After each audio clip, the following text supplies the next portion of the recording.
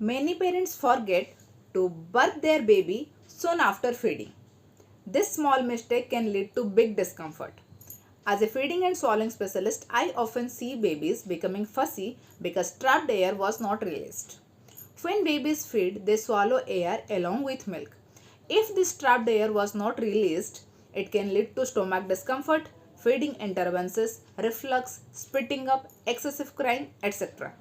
Burping helps release this trapped air and makes babies feel comfortable. So I always advise parents to burp their baby soon after feeding. Do you burp your baby after feeding? Comment yes or no.